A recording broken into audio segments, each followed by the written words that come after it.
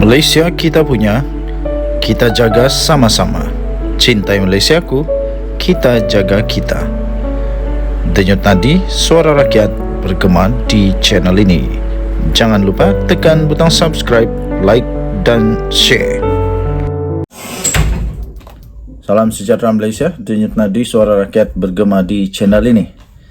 Kali ini Sanusi kantoi habis. Kali ini Sanusi koyak betul kali ini. Kali ini bila dah kena saman tak mengaku. Lepas tu cuba untuk nak selamatkan diri dengan mengatakan perkara-perkara yang lucu. Tapi apapun kita tengoklah ya. Kita tengok putusan di mahkamah nanti bagaimana. Satu perkara yang penting, semua orang dah tonton video, semua orang dah tengok video rakaman ucapan Sanusi. Jadi masing-masing lah buat penilaian ya, masing-masing buat penilaian. Tapi Sanusi berkata ucapan saya tak menyebabkan reputasi Amiruddin terjejas. Apa kena mengena ucapan dia dengan reputasi Amiruddin tak terjejas? Amiruddin menang sebab dia menang lah. Ada Menteri Besar Kedah Datuk Seri Muhammad Sanusi Mat Noor menafikan beliau menuduh Menteri Besar Selangor Datuk Seri Amiruddin Syari yang secara langsung telah menyebabkan kerajaan Selangor kerugian 180 juta. Dia menafikan pula menuduh Menteri Besar Selangor. Waktu berkempen dulu bagaimana dia cakap ya? Saya pun dah lupa lah. Waktu kempen dulu macam mana dia cakap, saya pun dah lupa. Tapi sekarang bila dah kena saman di mahkamah, dia cakap dia nafikan, menuduh. Menurut ahli Dewan Undangan Negeri Adun Jeneri itu, yang dinyatakan ialah projek sekitar Sungai Kelang yang berpotensi mencatat kerugian paling kurang 180 juta ringgit dan tidak mengaitkannya secara langsung dengan Amiruddin. Itulah waktu bercakap fikir dulu. Muhammad Sanusi berkata beliau tidak pernah membuat tuduhan bahawa Amiruddin adalah seorang menteri besar yang tidak layak, tidak cekap, korup dan mengamalkan kronisme dan pilih kasih. Kenapa sampai macam begini pula sekarang? Kenapa dulu sampai Majlis Diraja Selangor telah membuat laporan polis kepada Muhammad Sanusi. Tapi sekarang dia kata beliau tidak pernah membuat tuduhan bahawa Amiruddin seorang menteri besar yang tidak layak. Cuba tengok balik kot. Jom tengok balik rakaman yang Sanusi telah dibuat laporan polis oleh Majlis Diraja Selangor. Ada tak dia cakap? Ada tak dia cakap? Kalau tak ada, kenapa Majlis Diraja Selangor buat laporan polis ya? Kenapa agaknya? Aduh, katanya beliau juga tidak pernah menuduh Amiruddin berpakat sulit dengan ahli perniagaan berbangsa Cina dan memperkayakan ahli-ahli perniagaan terbabit. Selaku ahli politik, katanya banyak sekali cemuhan dan penghinaan dibuat oleh rakyat, termasuk terhadap saya. Ucapan saya langsung tidak langsung menyebabkan reputasi plaintiff Amiruddin terjejas. Lebih daripada apa yang diungkapkan oleh rakyat sebelum ucapan saya, katanya. Aduh, itu fikiran Sanusi. Nanti fikiran mahkamah tak sama kot. Mungkin tak sama dengan fikiran Sanusi. Okey. Jadi dia kata banyak sekali cemuhan dan penghinaan dibuat rakyat, termasuklah terhadap saya, kata Sanusi. Satu saja.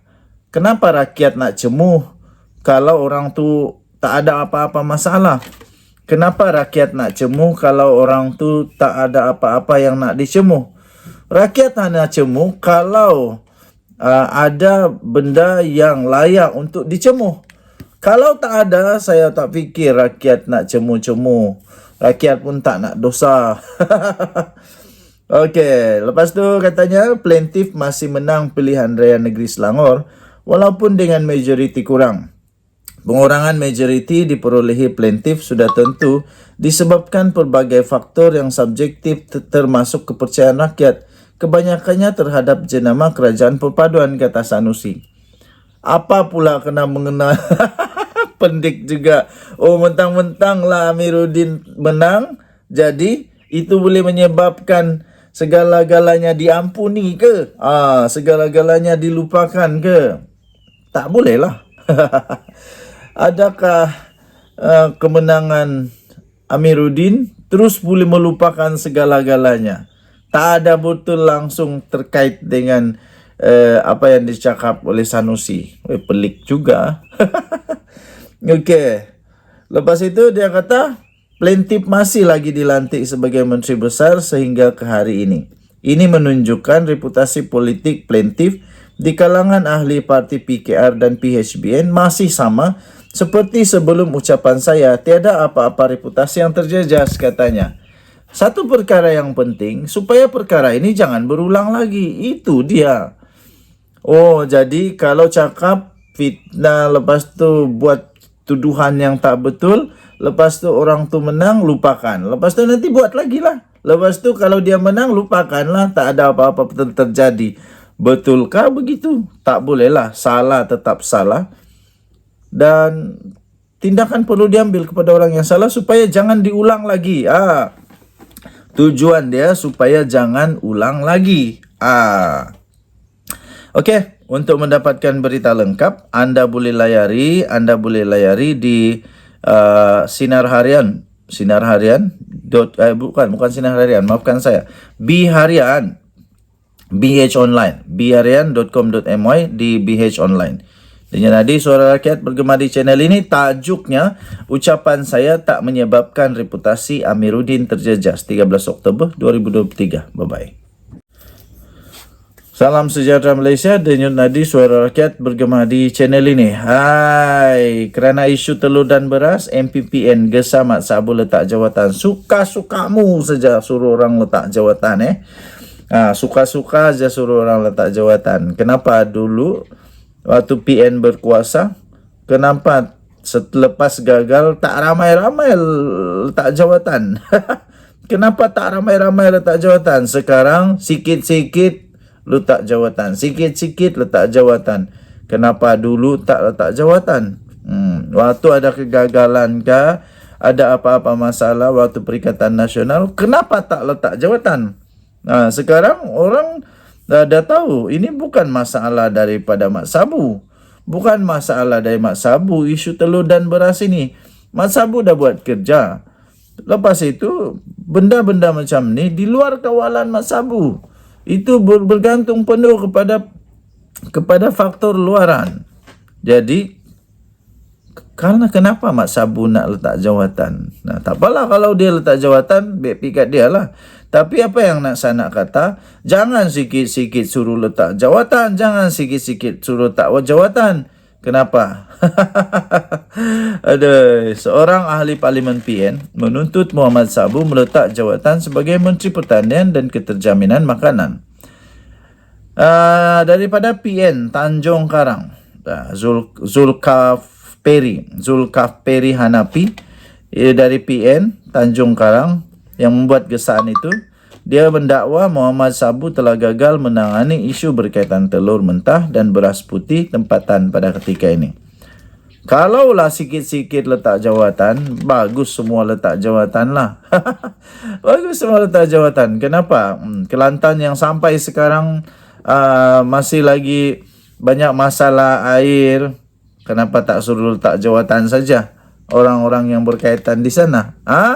Jadi kenapa Mat Sabu pula kena paksa untuk letak jawatan? Kalau gentleman semua letak jawatan lah. Siapa yang tak boleh handle letak jawatan. Mana boleh macam tu? Susah lah. Bagi peluang dulu.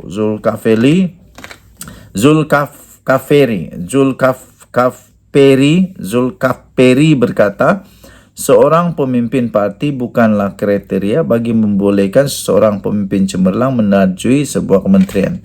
Cuba suruh dia konon. Cuba suruh dia konon, apa dia boleh buat? Ketua parti bukanlah kriteria yang melayakkan secara otomatik untuk diangkat sebagai menteri, katanya. Ini jelas dengan kegagalan Menteri Pertanian, Keterjaminan Makanan dan yang kelihatan dipandu dan memandu kementeriannya, katanya. Ini tersela dengan isu telur dan sekarang isu bekalan beras putih tempatan, katanya. Jadi tampak katanya, jadi saya mohon maaf Menteri Ahli Parlimen Kota Raja untuk meletak jawatan Menteri ataupun PM perlu menggantikan beliau dengan seorang yang lebih berkelayakan bagi menerajui kementerian penting ini dan menyelesaikan isu makanan rakyat, katanya di Dewan Rakyat. Lucu juga, aku ingat dulu ada juga kisah-kisah di mana Menteri PN cuba-cuba untuk berucap pun tak erti. Tapi lepas tu dia letak jawatan tak. Berucap pun tak erti. Sampai ada dikecam oleh artis-artis kerana ucapan dia bahasa Inggris yang lucu. Ingat tak lagi? Dia ada letak jawatan tak? Ada tak dia letak jawatan? Jadi ini ada tak? Kenapa nak suruh Muhammad Sabu letak jawatan? Jadi terdahulu Zulkifli berucap bagi membahaskan rang undang-undang kewangan awam dan tanggungjawab fiskal 2023 di Parlimen. Okey, jadi anda boleh baca ini di malaysiakini.com 11 Oktober 2023, isu telur dan beras MPPN gesa Mat Sabu letak jawatan. Soalan dia, anda setujukah kalau Mat Sabu letak jawatan? Kita jumpa lagi. Bye-bye.